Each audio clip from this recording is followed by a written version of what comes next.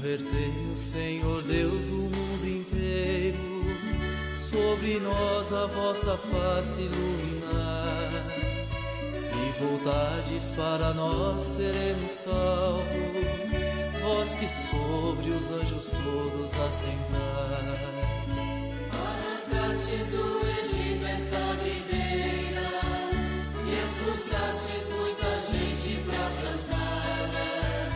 Diante dela preparastes terra boa, vinde logo, Senhor, vinde depressa para salvá-la.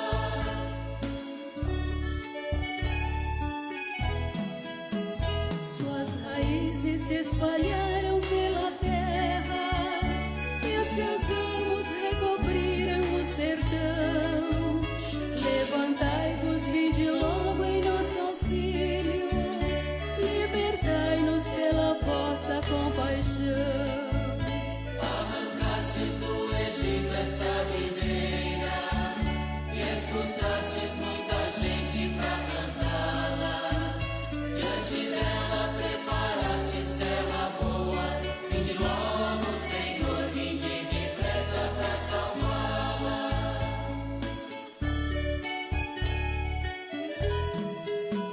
Seus eventos atingiram as montanhas, verdes mares, longos rios e palmeiras. Vinde logo, Senhor Deus do universo, visitai a vossa vinha e protegei-a.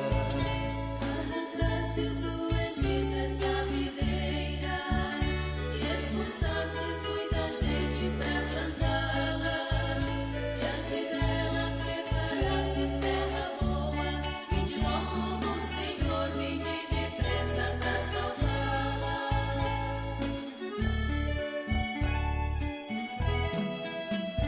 Vossa mão foi quem plantou esta videira, vinde cuidar deste rebento que firmastes, e aqueles que a cortarem ou queimarem vão sofrer ante o furor de vossa face.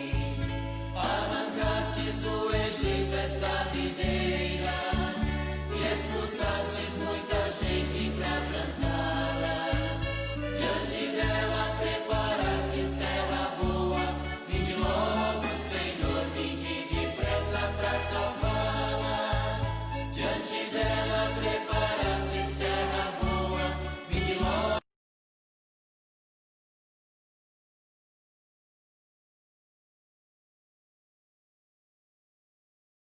Olá, querido povo de Deus, sejam todos bem-vindos e bem-vindas. Estamos começando hoje esse espaço que a gente chama Catequese, programa Catequese, e sempre vamos estar trazendo presente temática, documentos, estudos da nossa igreja, da nossa fé, que diz respeito à nossa caminhada. E dado que nós temos aí só mais 3 semanas do tempo comum e logo em seguida vai vir o ciclo do Natal, então é importante a gente já ir se preparando, estudando, para que esse tempo precioso, que é o segundo tempo mais importante na nossa igreja, na nossa fé, não possa cair assim de qualquer jeito no nosso meio. Então seja bem-vindo, vamos fazer uma partilha. Certamente para alguns será uma visita a algo que você já conhece. Talvez para outros pode ser que seja realmente algo novo, mas todo estudo enriquece e aquece o nosso coração. Em nome do Pai, do Filho e do Espírito Santo. A graça de nosso Senhor Jesus Cristo, o amor do Pai e a comunhão do Espírito Santo estejam convosco. Bendito seja Deus que nos reuniu no amor de Cristo. Inspirai, Senhor, as nossas ações, ajudai-nos a realizá-las, para que em vós comece e termine tudo aquilo que fizermos. Por nosso Senhor Jesus Cristo, vosso Filho, na unidade do Espírito Santo. Amém. Seja bem-vindo, seja bem-vinda. Quem está aí, a gente saúda a todos vocês. E é uma alegria, uma satisfação poder contribuir com esta formação. Pastoral Litúrgica, eu estou aqui em nome da Pastoral Litúrgica Diocesana, toda a nossa diocese, somos uma equipe distribuída aí entre várias paróquias. Nosso coordenador é o Padre João Filho Gomes, da paróquia Nossa Senhora do Perpétuo Socorro, no Potosí, em Balsas. E esta será uma apenas de outras formações que virão com a graça de Deus. Estudo do ciclo do Natal. A terminologia já nos sugere alguma coisa. Por que ciclo? A palavra ciclo, que diz respeito à liturgia, ela vai estar se referindo a dois momentos. Nós vamos ouvir ciclo do Natal e ciclo pascal. Porque ciclo diz respeito sempre a um tempo composto de dois momentos. Sempre um tempo que vem precedido de outro, como por exemplo, o Natal tem um tempo que o prepara, que nós chamamos de advento, por isso que é um ciclo. Vem um antes, um durante e se estende até chegar ao seu fim. A mesma coisa também ciclo pascal, porque tem a quaresma, que antecede a Páscoa, chega o ponto mais alto da Páscoa, que é o tríduo pascal, e o tempo pascal se estende até a sua conclusão. Então aqui nós vamos estudar o ciclo do Natal. Significa o tempo que vem antes do Natal, que nós chamamos de advento, o tempo propriamente do Natal até o seu término, que vai até o batismo do Senhor. O tempo do advento, vem Senhor Jesus. A liturgia, todos os evangelhos, no ano litúrgico, o ano A não foi diferente, quando vai se aproximando da festa de Cristo Rei, uns 4 ou 5 domingos antes, os textos já vão colocando temáticas que diz respeito à vigilância, por exemplo. Cuidado, ficai atentos. Aí coloca ali algumas parábolas de vigilância, coloca, por exemplo, a parábola das 10 virgens. Mas, propriamente, essa temática vai estar mais presente, mais forte, realmente aqui no tempo do advento. Palavra-chave, a frase-chave é essa: vem Senhor Jesus. E esse vem Senhor Jesus, para nós, é como um convite a um amigo. Nós estamos à espera do Senhor que Ele venha. Venha para nos restaurar, venha para restabelecer as nossas energias, nossas forças, corrigir um pouco a nossa vida, nos escutar.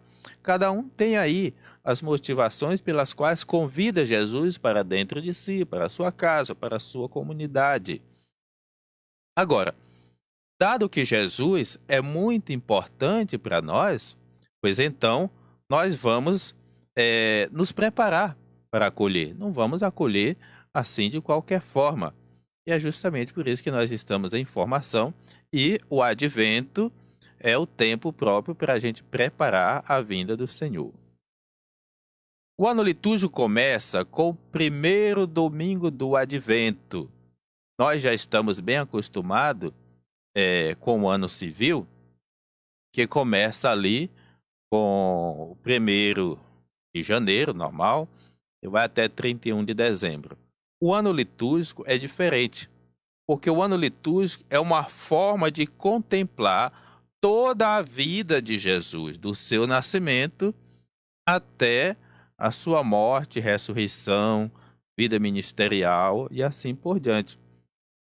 Por isso, quando a gente segue a lógica, a dinâmica do ano litúrgico, na verdade, nós estamos acompanhando toda a vida de Jesus pelo mistério pascal que nós celebramos todos os dias, mas principalmente todos os finais de semana na missa, na celebração.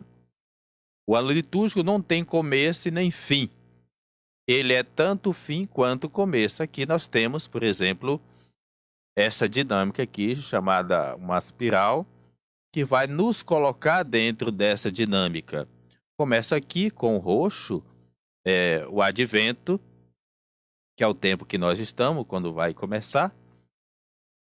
Depois do advento, nós temos o branco aqui, o tempo do Natal.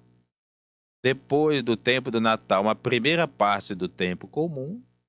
Quaresma, que vem com o roxo novamente. Daí vem a Semana Santa, com o ciclo maior, o Tríduo Pascal.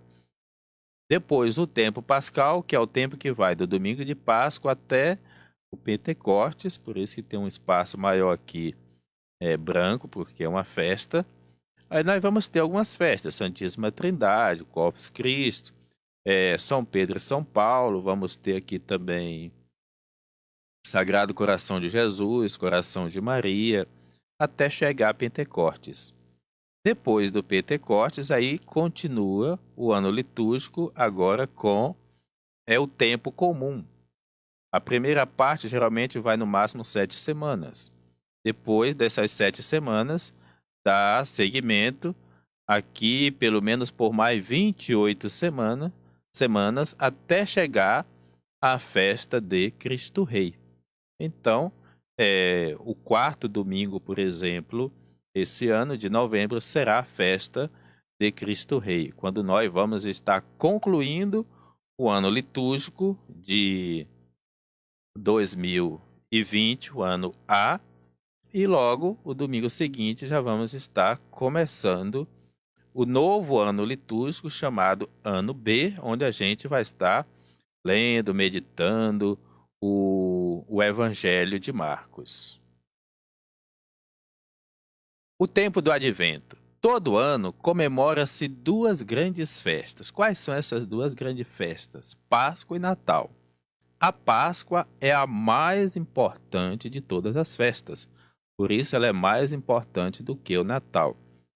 Mas aí alguns poderiam dizer, mas se Jesus não tivesse nascido, não existiria Páscoa. Tudo bem. Mas uma coisa é certa, se Jesus não tivesse ressuscitado, aí mesmo é que não existiria o cristianismo.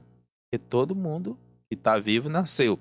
Mas nem todo mundo, aliás, Jesus foi o único que ressuscitou a forma que ele ressuscitou. Por isso, a Páscoa é o evento mais importante da nossa fé.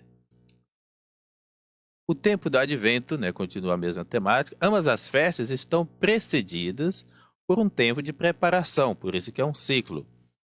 A Páscoa nós temos a Quaresma que a prepara, são 40 dias. O Advento nós temos também o Natal, nós temos o Advento, que é o tempo de preparação para essa segunda festa mais importante da nossa fé. E se prolonga por outros domingos e festas, por exemplo, a Páscoa, nós temos o tempo pascal e temos também ali o Pentecostes. Da Páscoa até o Pentecostes, nós temos aí 50 dias.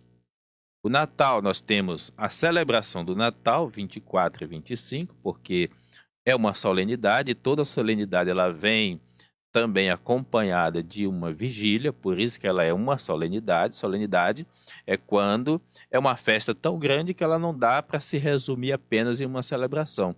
Por isso ela é uma celebração maior. Ela começa realmente no dia anterior, geralmente no sábado, e vai concluir no domingo.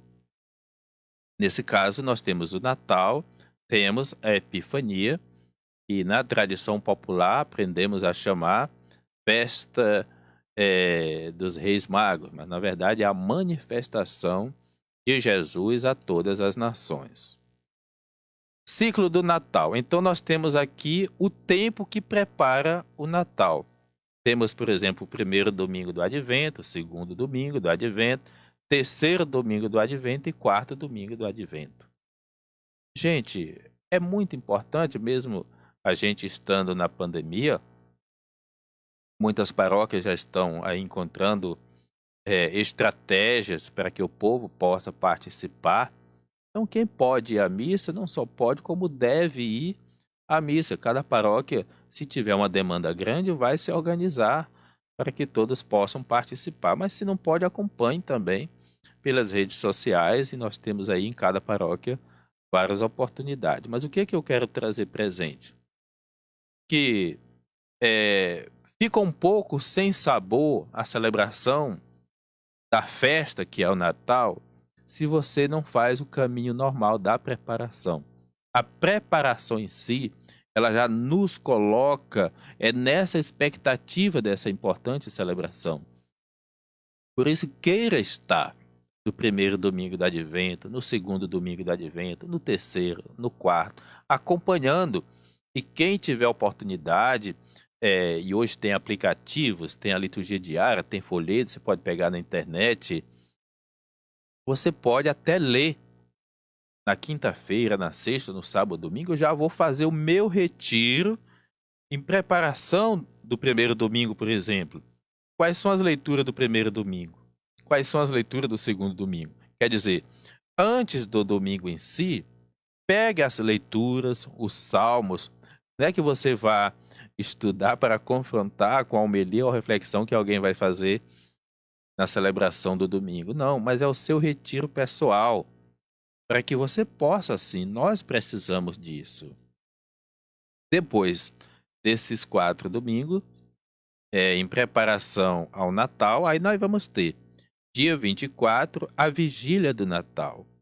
Ou seja, já é o início da celebração do Natal propriamente dito. Por isso que nós já vamos celebrar com o branco. O tempo do Advento nós vamos celebrar com o lilás ou com o roxo, que significa que nós não estamos em festa, mas é um tempo sóbrio e que estamos nos preparando para a festa. Depois, 24 e 25, a celebração do Natal. Mas como o Natal é uma festa tão importante, uma grande solenidade, a igreja colocou a chamada oitava de Natal. Significa, por 8 dias, nós vamos continuar celebrando o Natal como se estivéssemos celebrando um único dia, cantando glória, vivendo a festa da mesma forma. E aí cada comunidade tem que realmente zelar, cuidar, para que, celebrado o Natal, ela não descanse e já tome esses primeiros 8 dias como dias comuns. Não, deve fazer todo o esforço para que a liturgia atinja essa proposta de celebrar a oitava do Natal como o dia propriamente do Natal do Senhor. Depois nós vamos ter uma celebração importante, que é a celebração da Sagrada Família. Geralmente a pastoral familiar faz algumas propostas aí para que a gente possa, mas Jesus, Maria e José, né, na liturgia vai ser o foco principal.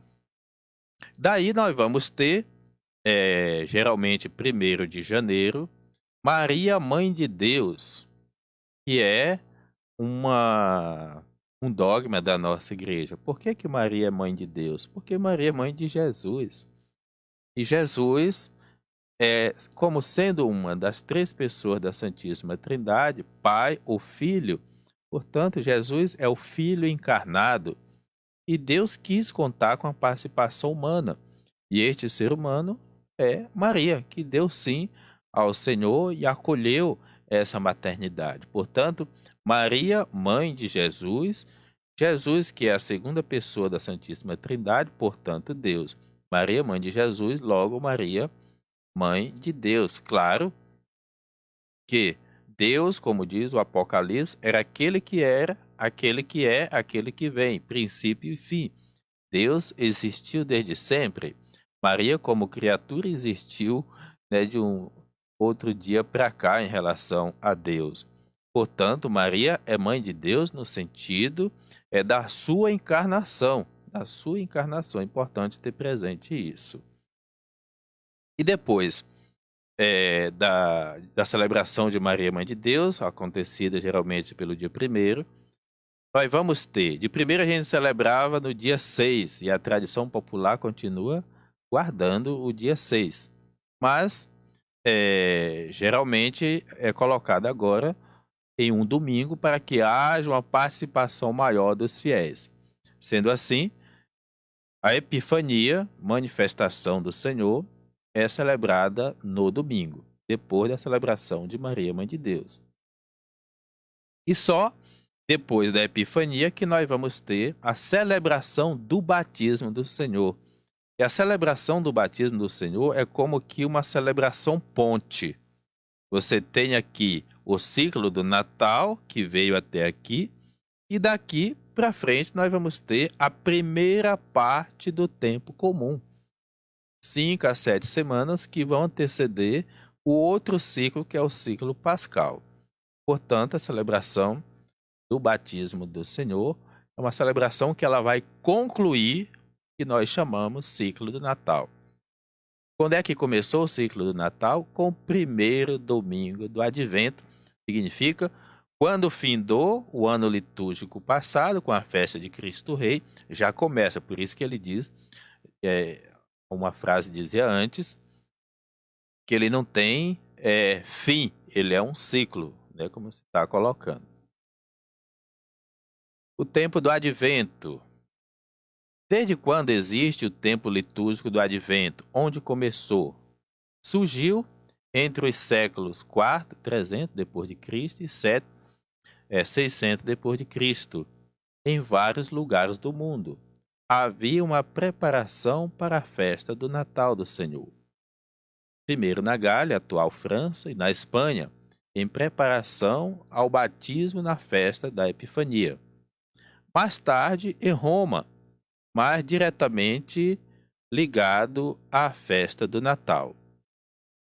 A partir do século VI, é acrescentado, principalmente na Itália, o aspecto escatológico, essa dimensão de algo e de alguém que está por vir do Advento. Preparação para a segunda vinda de Jesus Cristo no fim dos tempos. E aqui nós vamos ver que o Advento vai caracterizar duas compreensões de vinda. Começa com a oração da tarde, na véspera do domingo, que cai do dia 30 de novembro, ou no domingo que ele fica mais próximo. A véspera é justamente aquele momento que antecede a noite. Bom, então significa na tarde. Este ano, por exemplo, vai começar a partir do dia 3. Aliás, precisamos conferir melhor o calendário litúrgico. Termina antes da oração da tarde, na véspera do Natal do Senhor. Por que que termina na véspera? Porque à noite, depois que o sol se põe, já vai começar ali a vigília do Natal. O tempo litúrgico do Advento tem quantos domingos? São 4 os domingos do Advento, denominados primeiro, segundo, terceiro e quarto domingo do Advento. No primeiro, prevalece as imagens do fim dos tempos, não como ameaça, mas como alerta para que ninguém seja tomado de surpresa. Por isso vai usar alguns textos, colocando como que se fosse o fim dos tempos. Na verdade, os textos ali colocados, sempre são textos escatológicos, como uma forma apocalipse de ser escrita. Todas as vezes que os textos são escritos assim, não diz respeito a algo que vai acontecer, mas algo que já aconteceu. No segundo e terceiro domingos, os personagens que mais se destacam são os profetas Isaías e João Batista. Anunciam uma salvação que está próxima e que virá com absoluta certeza. Por isso, alegria e conversão se misturam na preparação da vinda do Salvador.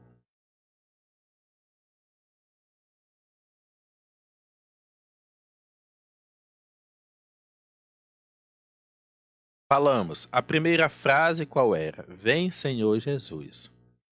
E dissemos, todos nós queremos que o Senhor venha.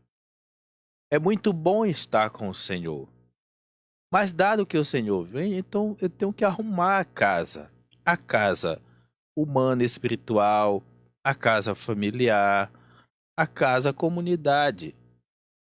Colocar todas as coisas no seu devido lugar, até porque um tempo novo está se aproximando.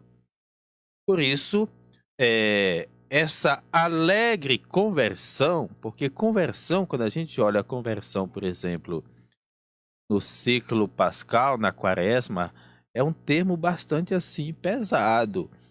É mudança mesmo, radical de vida, é uma mudança que não é uma coisa assim, será que eu vou? Não, é como que se fosse obrigatório, você precisa mudar. Já aqui no ciclo, no advento, também nos é pedido a conversão. Porém, é uma alegre conversão. Por que uma alegre conversão? Dado que esse meu amigo vai chegar, para mim é um prazer, é uma satisfação varrer a casa, limpar, preparar o melhor, me sacrificar até para ter algo melhor ali, para ceiar, para...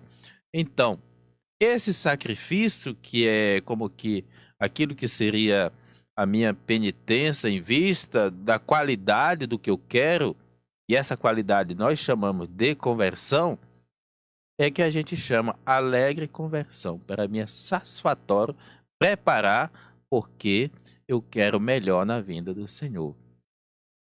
Liturgicamente, como é que isso deve se dar? Uma comunidade realmente discípula e litúrgica, ela já está se preparando.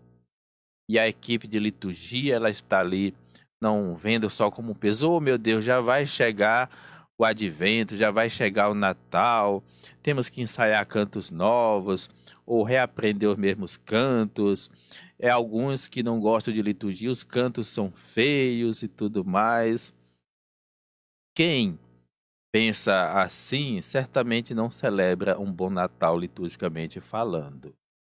E se a gente não celebra pela liturgia um bom Natal, certamente vamos ter dificuldade de celebrá-lo de outra forma.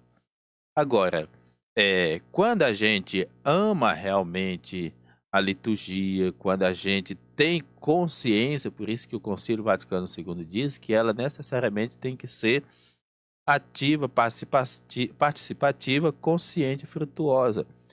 Por saber o valor da liturgia, a gente tem ali uma equipe mais vocacionada da liturgia. Porque é normal que alguns gostem mais de catequese, outro mais de Bíblia, outro mais de outras pastorais, mas tem aqueles que se identificam mais com isso. Então, ele vai se organizar e vai convocar a sua comunidade para se colocar num estado de preparação para a vinda do Senhor. Por isso eu não vou, no primeiro domingo do Advento, cantar um mantra que só eu sei. É triste e feio até. Eu devo ajudar a minha comunidade a saber cantar aquilo que eu vou cantar. Na liturgia, hipótese alguma, não é só um cantor que é para cantar a liturgia. Então eu vou ajudar a minha comunidade, a minha assembleia litúrgica a perceber a tonalidade, as cores que mudaram, até incluir algumas pessoas nessa preparação, para que de fato o tempo do advento possa significar uma alegre conversão para a equipe, para a sua liderança e para todo o povo de Deus participante. No quarto domingo, a personagem principal é Maria, no sentido de preparação. Estamos falando aqui dos personagens que participam dessa preparação. Colocamos Isaías e João Batista, e agora Maria. Ela está pronta para dar à luz o Salvador tão esperado. As leituras do Advento. Esse ano que está concluindo, nós tivemos o Evangelho de Mateus, que mostra o cumprimento das promessas messiânicas anunciadas pelo profeta Isaías, porque Mateus é um evangelho mais judaico. No ano B, que é o ano que está se aproximando, nós vamos ter o Evangelho de Marcos. É bem pequenino, só tem 16 capítulos é um evangelho de frases curtas, uma parábola que toma uma dimensão bem grande em Lucas e Mateus. Em Marcos ela é bem curtinha, porque foi escrito primeiro, mais ou menos pelo ano 70. Então, quando você copia o outro, você sempre copia acrescentando alguma coisa. E certamente foi isso que Lucas e Mateus fez. Então, as leituras no ano B, que é onde a gente vai ter na liturgia dominical, quando não for festa, o Evangelho de Marcos, as leituras nos alertam para ficarmos prontos para o encontro com Deus que se aproxima. Vamos, então, ficar atento no que vai propor o Evangelho de Marcos. Mas, no ano C, as leituras mostram como a vinda de Deus renova a história da humanidade. O Evangelho nos faz ouvir as sugestões bem práticas de João Batista. Então aqui você já deve estar chegando a uma conclusão. O ano litúrgico está organizado no ciclo de 3 anos. Ano A, ano B e ano C. Para cada ano, um evangelho. No ano A, o Evangelho de Mateus. No ano B, o Evangelho de Marcos. E no ano C, o Evangelho de Lucas. E João? Porque esses evangelhos aqui são chamados evangelhos sinóticos. São os 3 evangelhos escritos mais ou menos em épocas próximas, significa do ano 70 até o ano 85, mais ou menos. Então, eles tiveram fontes mais próximas, terminologias, culturas, e por isso tem mais semelhanças entre si. Embora é normal que no Evangelho de Mateus haja textos que estão só em Mateus. No Evangelho de Marcos tem texto que existe só em Marcos, e assim em Lucas também. Agora, o Evangelho de João foi escrito um pouco mais tarde, ali pelo ano 95, pelo ano 100. Foi escrito certamente na região de Éfeso, onde tem um reduto de filósofos, com outras influências. Por isso já começa com termos gregos. No princípio era o verbos, o logos. O verbos estava com Deus, o verbo era Deus. Então o Evangelho de João, ele vai entrar nos tempos fortes da igreja. Como, por exemplo, na Páscoa, o tempo pascal, a gente vai ler muito na ressurreição, depois que começa ali, por exemplo, depois da Páscoa, nós vamos ler o capítulo 3, que traz a presença de Nicodemos. Vamos ler o capítulo 6, que traz a imagem do pão vivo que desceu do céu. Vamos ler o capítulo 10, Jesus, o bom pastor. Vamos ler o capítulo 15, a imagem da videira e o pai, o agricultor. Depois a gente vai ler até o capítulo 17, quando Jesus deixa para nós o testamento do amor. E a Sexta-feira Santa nós lemos o capítulo 18 e 19, com a narração da paixão de Cristo. Então é importante a gente ter presente essa lógica do ano litúrgico, para que a gente possa vivenciá-lo melhor ainda. As leituras do Advento, os profetas do reino, Isaías. Os 3 livros de Isaías, porque Isaías está dividido em 3 partes, escritos em épocas diferentes, estão muito presentes no lecionário dominical do Advento. João Batista ocupa um lugar bastante grande na liturgia do Advento, principalmente no 2º e 3º domingos. 2 vezes a imagem de João Batista vai estar presente nesse tempo. O Advento, tempo de devoção a Maria. O tempo litúrgico mais próprio para a veneração de Maria é o Advento, já dizia Paulo VI. Advento deve ser considerado como um tempo particularmente adequado para o culto da Mãe do Senhor. 8 de dezembro, por exemplo, nós temos a solenidade da Imaculada Conceição de Maria. é Imaculada Conceição, Maria concebida sem pecado, mas como é que isso é possível? Claro que primeiro vem o fato, o acontecimento, e depois a igreja foi estudar, refletir, para chegar à conclusão desse dogma. Imaculada Conceição de Maria. Por quê? Deus não tem pecado, Deus não é pecador e nem ia nascer de uma pecadora. Por isso a igreja entendeu que no ato da concepção, daquele encontro amoroso entre Ana e Joaquim, que eram os pais de Maria, no ato da fecundação, Maria foi preservada do pecado original que todos nós herdamos dos primeiros seres humanos, no caso aqui, a imagem de Adão e Eva. Então esse pecado Maria não tem. Quando é que nós somos livres, libertos do pecado original? Quando nós somos batizados. Maria não precisou ser batizada para ser livre do pecado original. Ela já foi livre do pecado original, porque dela Deus quis nascer.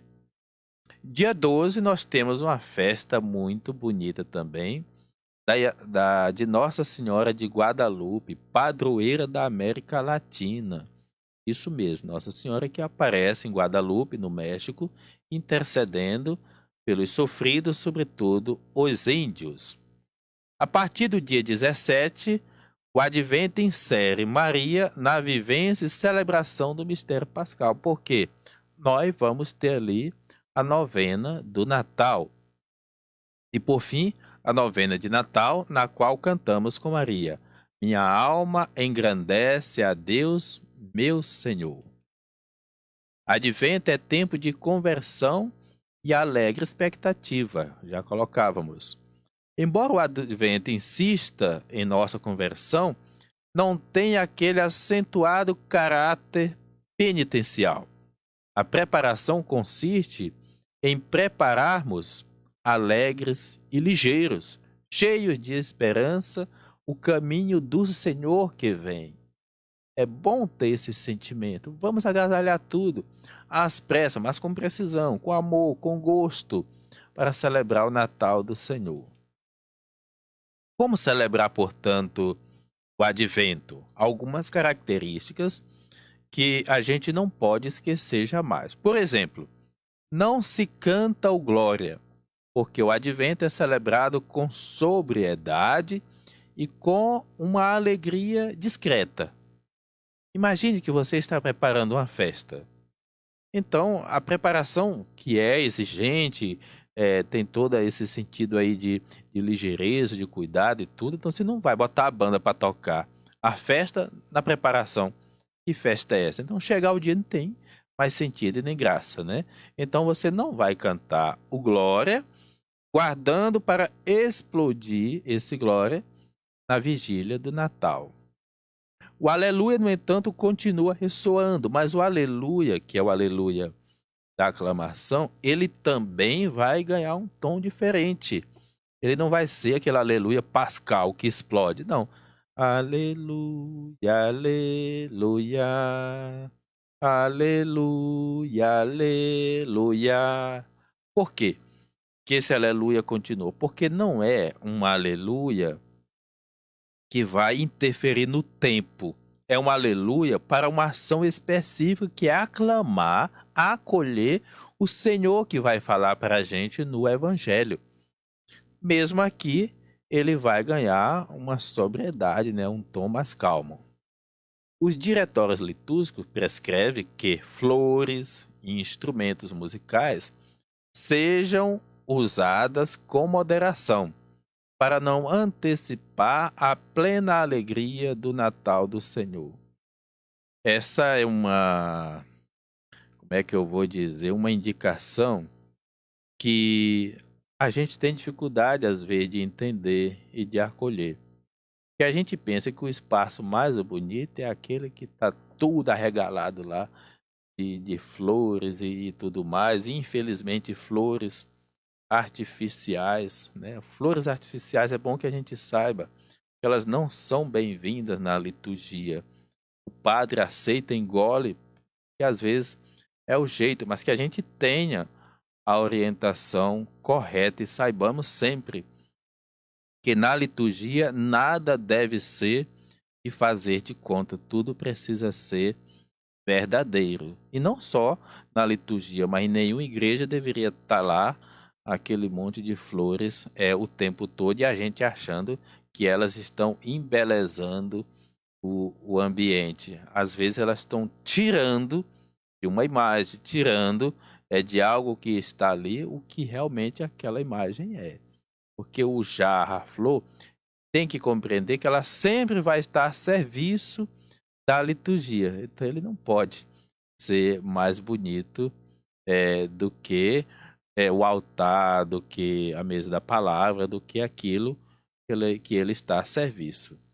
Então exige conhecimento, exige bom senso e exige conversão. Porque muitas das pessoas que lidam com isso nunca ouviram e nem vão ouvir uma formação dessa. Significa que elas nunca vão aceitar e às vezes terminam a comunidade sendo refém. O diretório litúrgico indica o roxo como cor litúrgica, exceto no terceiro domingo, para o qual propõe o rosado. Muitas comunidades estão usando o rosado como cor litúrgica para todo o advento, para diferenciar do roxo quaresmal e para significar a alegre espera que caracteriza a celebração desse tempo. Mas para não confundir muito, a gente pode se organizar. O padre geralmente vai estar com a cor rosa, a estola rosa, nesse terceiro domingo, chamado Domingo Gaudete. E a comunidade, ela, ao invés de colocar o mesmo roxo que a gente já usa na quaresma, talvez se a comunidade tiver recursos e puder investir em colocar o lilás para esse tempo, que é uma cor mais mansa em relação ao roxo, pode já ajudar bastante e isso indica consciência litúrgica. No terceiro domingo do Advento, usa-se tradicionalmente a cor rosa no lugar do roxo. Pode ser esse dia o Domingo Gaudete. Por ser esse dia o Domingo Gaudete, palavra que significa alegre-se, referente à segunda leitura deste domingo.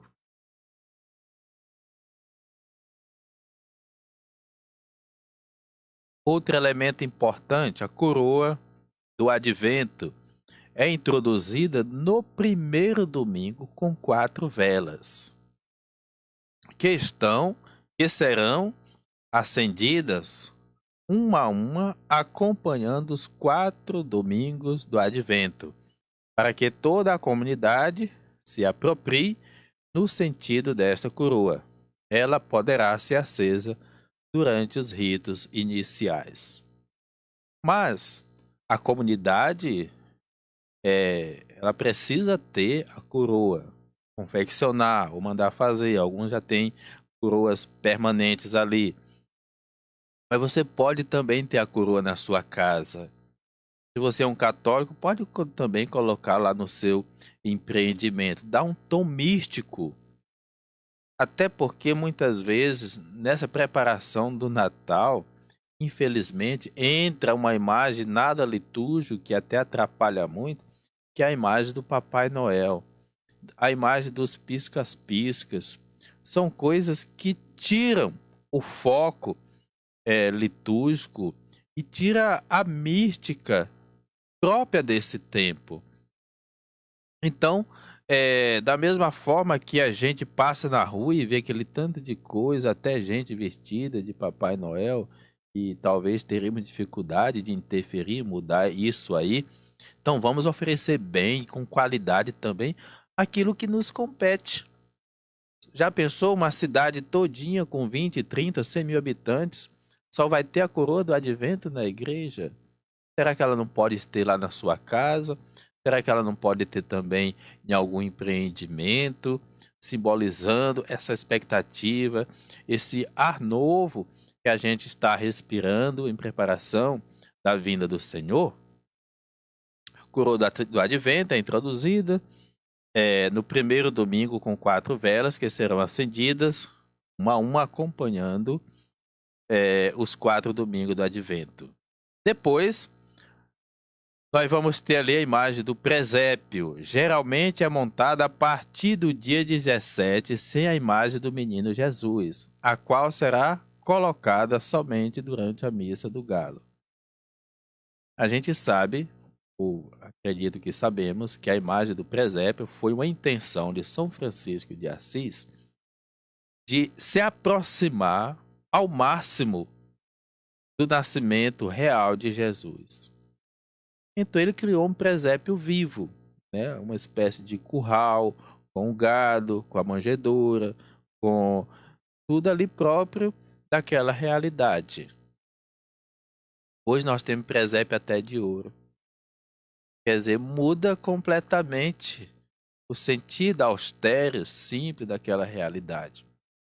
Sem contar que muitas vezes, antes da gente confeccionar o presépio propriamente dito, a gente já põe um pisca-pisca, porque para nós o que conta não é o espiritual, o sentido litúrgico, é o que é bonito. Então, então vamos lá olhar. Então vamos nos esforçar com coisas rústicas, tentar ao máximo, e não é que seja obrigatório, mas eu diria que é importante, porque na ausência de uma catequese visual, às vezes você entra numa igreja, você não sabe que catequese é repassada, e quando a gente fala de catequese, há aqueles que aos poucos são iniciados à vida de Cristo, as crianças e o adolescente principalmente. Então o presépio, se ele for feito da forma correta, inclusive ajudando a comunidade a tomar a sua devida compreensão, não ser aquele presépio que de repente quando amanhece o dia tá lá, todo mundo chega se espanta. Não, o presépio deve ser feito gradativamente, não é feito todo de uma vez. Você vai colocando aos poucos os elementos para que toda a comunidade possa participar. Pior ainda, não vai fazer Jesus nascer antes do dia 24 à noite, colocando o menino Jesus lá no presépio antes do dia. A aclamação característica desse tempo, vem Senhor Jesus. Por isso vai estar lá nos cantos, né? Senhor, vem salvar teu povo, e vamos cantar. Vem Senhor, vem nos salvar, com teu povo, vem caminhar. Já estou até com saudade desse tempo gostoso que está chegando. O livro sagrado recebe um cuidado especial. É enfeitado, aclamado e incensado. Sabendo que nenhum enfeite na Bíblia, no lecionário, deve ser algo que você fica procurando onde é que está o livro sagrado. Todo enfeite, se for colocar enfeite, porque é uma indicação, mas eu diria que é até bom não colocar, para que não corra o risco de alguém ficar olhando para as fitas, ficar olhando para todos o acessório que você coloca ali ao redor do livro e termina não vendo o livro.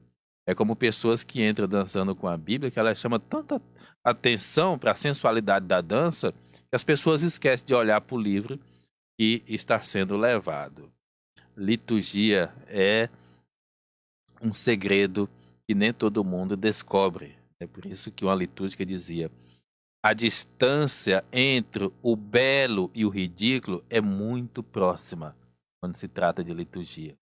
Precisa muito cuidado para que a gente não transforme algo que poderia ser bonito em algo que não convém. Os cantos de entrada das oferendas de comunhão devem ser próprio do advento. Pelo amor de Deus, queridas comunidades de qualquer lugar do mundo, vamos nos preparar. Pegue o CD litúrgico. Nós temos vários CDs litúrgicos disponíveis também na internet. Toda paróquia tem. Então já convém. Hoje o pessoal gosta de ouvir no celular. Vai lá. Muitas vezes nem é a mesma equipe que canta todo domingo. Às vezes você vai cantar uma vez, duas vezes. Pois se prepare. Não fique lá os cantos da igreja, a missa para começar e você ensaiando o canto. Que ridículo isso, né? Não se dê ao prazer de fazer coisas assim, mas se prepare antes, porque o preparo vai fazer você corrigir, vai fazer você se apropriar e ter mais segurança, com certeza. Os salmos e a aclamação ao evangelho já vêm indicados no lecionário porque acompanham o sentido das leituras. Não é para a gente inventar aclamações. Deveria ter ali, acompanhar aquelas aclamações, e a aclamação já está dizendo é para ser cantada, não é para ser dizida, não é para ser lida, é para ser cantada. Mas se não houver preparação, então na última hora vai correr o risco de ficar cantando uma aclamação e ainda do tempo pascal, cantando no tempo do advento. Já pensou? Como fazer acontecer o roteiro da celebração? Então ali nós temos a chegada. Enquanto as pessoas vão chegando, o animador do canto ensaia as músicas. Por que precisa ensaiar? Precisa ensaiar porque estamos começando algo novo, é um tempo novo. E nesse tempo novo que nós estamos começando, é mais do que normal que alguns cantos as pessoas não saibam. E se as pessoas não saibam, pois então vai precisar ensaiar com certeza. É até importante fazer uma chamada, olha, colocar uma mensagem, cheguem mais cedo que nós vamos ensaiar os cantos do advento. Aí você vai ensaiar com um canto que só você tem a letra. Aí vai ensaiar o canto todinho. Não vai ensaiar sem olhar para o povo, interaja com o povo, com a assembleia. Elas são as pérolas mais preciosas do espaço litúrgico. É a nossa assembleia litúrgica. Então é importante respeitar, amar e trabalhar para que aquilo que nós cantamos, toda a igreja possa cantar. Aí significa que precisa sempre investimento. Como é que a gente vai dispor os cantos? Tem uma folha de canto, tem um livro de canto, que outros recursos a gente tem? São assuntos que a equipe de celebração precisa estar conversando. Então, momentos antes da celebração, a assembleia pode ser convidada a se preparar reunindo o coração pelo silêncio ou por meio de um refrão meditativo. Teu sol não se apagará, tua lua não será minguante, porque o Senhor será tua luz, ó povo que Deus conduz. O refrão termina baixinho porque é um mantra. O mantra é um refrão que não acaba. Então só tem um jeito de acabar. É quando você vai abaixando o tom. O silêncio se prolonga e só então se anuncia o canto de abertura da celebração, o canto de entrada.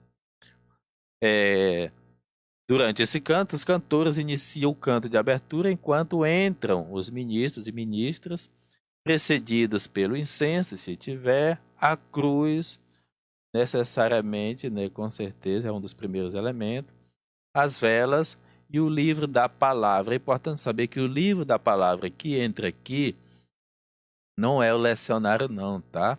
O livro da palavra que entra aqui é o evangeliário, caso a igreja tenha, a comunidade tenha.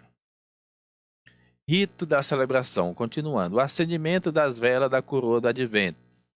Então, a primeira vela, a vela verde, uma pessoa entra com a vela acesa. Pode ser uma mulher grávida, por exemplo. Enquanto isso, a comunidade canta. Vem vindo a libertação. Ergam a cabeça, levantem do chão. Chegando à frente, se volta para a assembleia e diz: Bendito sejas, Deus bondoso, pela luz de Cristo, sol de nossas vidas, a quem esperamos com toda a ternura do coração. Em seguida, repete-se o refrão enquanto se coloca a vela na coroa. Essa é uma possibilidade, mas a comunidade pode ser que tenha outras possibilidades. Pode ser que as velas já estejam lá na coroa e a pessoa vai entrar só com a velinha para acender a vela que já está lá. Importante, gente, de tudo isso é você não ficar vendo quem que vai chegar aqui buchuda para ver se a gente bota para entrar com a vela. Aí fica ridículo. Se você não fez vivência, preparação e colocou o sentido do rito e da ação, não faça, pelo amor de Deus, ou faça da forma mais simples possível. E existem outros refrões, como por exemplo, uma vela se acende nesse momento, é a primeira vela da coroa do advento. Uma vela se acende nesse momento, é a primeira vela da coroa do advento. Aí tem uma, duas, três, dependendo do domingo que você vai estar cantando. E tem até uma respostazinha também que você pode pesquisar. Depois a segunda vela, também vai colocar a mesma proposta, que é a vela vermelha, com a mesma frase. A terceira vela, que é a vela rosa, né, vai colocar também a mesma proposta, sempre, mais uma vez, uma mulher grávida. E a quarta vela, né, uma pessoa entra com a vela, que também pode ser uma mulher grávida, e aí tem a proposta de outro refrão. Abra a porta, abra a janela, venha ver quem é que vem. É Jesus que vem chegando, Ele é o nosso bem. Uma igreja toda cantando um refrão desse é o céu no nosso meio. E depois o rito normal da celebração. Então, já estamos aqui com quase uma hora de formação. Alguns vi que chegaram depois, outros estão desde o início. Então, amemos a liturgia, estudemos, vamos acolher sempre mais. Próximo sábado a gente continua essa formação. Um dia vamos fazer uma formação só sobre os cantos do Advento, depois sobre os cantos próprios para o Natal. Parabéns a você que esteve conosco, que nos acompanhou e que Deus nos abençoe. Alguma pergunta você pode deixar aí no Facebook, né? A nossa plataforma aqui, ela não permite a gente interagir. Eu só posso olhar depois o que vocês escreveram, tá bom? Então você pode deixar alguma pergunta aí. Depois, material também, se quiser, a gente pode disponibilizar. Deixa o seu e-mail aí, a gente pode estar mandando por e-mail depois também, tá bom? Então Deus nos abençoe, em nome do Pai, do Filho e do Espírito Santo. Amém.